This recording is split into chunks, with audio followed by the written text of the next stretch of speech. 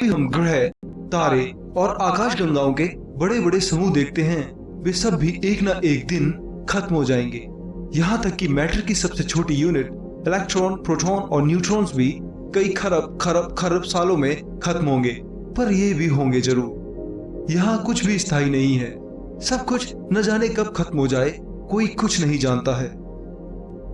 हमारा ब्रह्मांड कैसे खत्म होगा, कब होगा और क्यों होगा, इसका मैं पहले ही वीडियो बना चुका हूँ, जिसका लिंक आपको डिस्क्रिप्शन में मिल जाएगा। इस वीडियो में मैं दोस्तों आपको ब्रह्मांड की उन ताकतों के बारे में बताऊंगा जो धरती को एक पल में खत्म कर सकती हैं। आप तो जानते ही हैं कि इस ब्रह्मांड में कुछ भी स्थिर नहीं है, कब कहां क्या हो जाए कुछ भी पता नहीं लगता है, और कभी पता भी लगता है तो बहुत देर हो चुकी होती है। वैसे तो इस ब्रह्मांड में न जाने कितनी ताकतें ऐसी हो सकती हैं जो कुछ भी कर दें, पर इस वीडियो में मैं आपको केवल उन विनाशकारी ताकतों के बारे में बताने की कोशिश करूंगा जो पृथ्वी के निकट ही हैं। आपको पता भी नहीं चलेगा तब तक सब कुछ खत्म हो चुका होगा। यह वीडियो बहुत रोचक और ज्ञानवर्धक होगा, इसलिए आप इस वीडियो को पूरा जरूर देखें। एस्टेरॉयड का आकार 1 किलोमीटर का है तो वह पूरे एक बड़े शहर को तबाह कर सकती है। आप ये समझिए कि इसकी ताकत आज तक के बने सबसे खतरनाक न्यूक्लियर बम जा बॉम्बा से भी 1000 गुना ज्यादा होगी।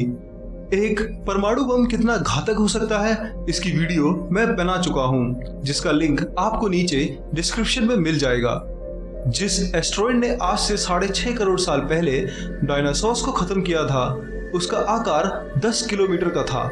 10 किलोमीटर के डायमीटर वाली इस उल्का ने धरती के 75% जीवन को तुरंत नष्ट कर दिया था। इस उल्का की ताकत ज़ाबोम्बा से 20 लाख गुना ज्यादा थी।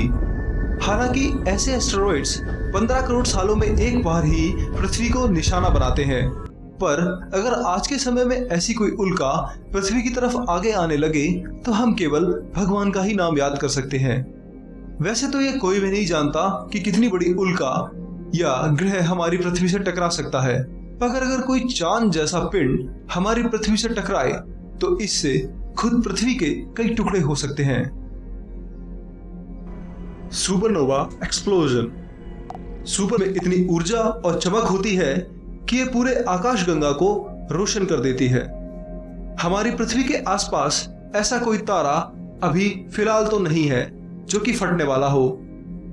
वैज्ञानिक कहते हैं कि पृथ्वी के अगर 50 लाइट ईयर की दूरी तक कोई सुपरनोवा नहीं है तो हम सुरक्षित हैं, पर अगर कोई भी सुपरनोवा इस 50 लाइट ईयर की सीमा में होता है तो यह पृथ्वी पर भारी तबाही ला सकता है। आपको बता दें कि एक लाइट ईयर वह दूरी है जो लाइट एक साल में तय करती है। ये करीब 9.5 ट्रिलियन किलोमीटर यानी कि 9.5 लाख करोड़ किलोमीटर तक है। इससे पहले पृथ्वी करीब 20 से 32 लाख साल पहले सुपरनोवा की चपेट में आई थी। यह सुपरनोवा करीब 325 लाइट ईयर की दूरी के तारे से हुआ था, जो हमारे खतरे के जोन यानी 50 लाइट ईयर से 6.5 गुना ज्यादा है। इसके बावजूद इस सुपरनोवा ने पृथ्वी के महासागरों को प्रभावित किया था। विस्फोट होते ही रहते हैं, पर अगर कोई भी विस्फोट पृथ्वी की ओर हुआ तो फिर ना तो सौरमंडल का सुरक्षा तंत्र कुछ कर पाएगा और ना ही पृथ्वी अपने मैग्नेटोस्फीयर से इसका सामना कर पाएगी। ये सीधा हमारे वायुमंडल को एक ही पल में खत्म करके हम इंसानों और दूसरे सभी जीवन को राख में बदल सकता है। इसके रेडिएशन इतने खतरनाक हैं कि किसी भी जीव का डीएनए तक भी बदल सकते हैं। वैसे तो ऐसा कोई भी बाइनरी स्टार सिस्टम या सुपरनोवा हमारे नजदीक नहीं है जो गामा किरणों के विस्फोट को पैदा कर दे, पर हम ये नहीं कह सकते हैं कि भविष्य में क्या होने वाला है। क्या पता हमारे आधुनिक टेलीस्कोप इससे भी भयानक चीज की खोज कर दें। मूविंग स्टार्स, भटकते हुए तारे। हमारा सूर्य आकाशगंगा की सैर कर रहा है। दूसरे शब्दों में कहें तो वह इसकी परिक्रमा करता है। इस परिक्रमा के दौरान कई बार कई लाखों सालों में ऐसा होता है जब कोई घूमता हुआ या कहीं भटका हुआ तारा सूर्य के नजदीक भी आ सकता है। 12 फरवरी 2015 को एस्ट्रोफिजिकल जर्नल में छपी एक रिसर्च के मुताबिक इस तरह के कई तारे हो सकते हैं जो घूमते घूमते हमारे सौरमंडल के नजदीक आ जाएं। इनके नजदीक आने से सौरमंडल का जो ऑड क्लाउड यानी कि भारी सीमा है जहां सभी कॉमेट्स होते हैं वह प्रभावित हो सकता है। ऐसा कि मरकरी और वीनस ग्रह को निगल लेगा।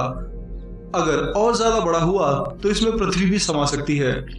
अगर किसी भी तरह पृथ्वी निगलने से बच भी जाती है तो सूर्य की खतरनाक सोलर हवाएं और तूफान पृथ्वी के सागरों और जीवन को तुरंत राख में बदल देंगे।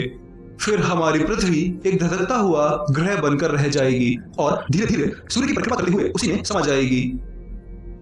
पर कुछ वैज्ञानिक ये भी मानते हैं कि जैसे जैसे सूर्य अपनी ऊर्जा खत्म करेगा और अपने मास को भी थोड़ा खो देगा तो शायद ये पृथ्वी उसके ग्रेविटी से बाहर हो जाएगी और अंतरिक्ष में भटकने लगेगी। पर इन दोनों ही अवस्था में पृथ्वी का तो कोई निशान ही नहीं रहेगा, क्योंकि बिना तारे का ग्रह किसी और बड़े ग्रह से टकराकर तुरंत कई टुकड़ों में खत्म हो जाता है। कि वीडियो को देख रहे हो तो सब्सक्राइब जरूर। जय श्री राम।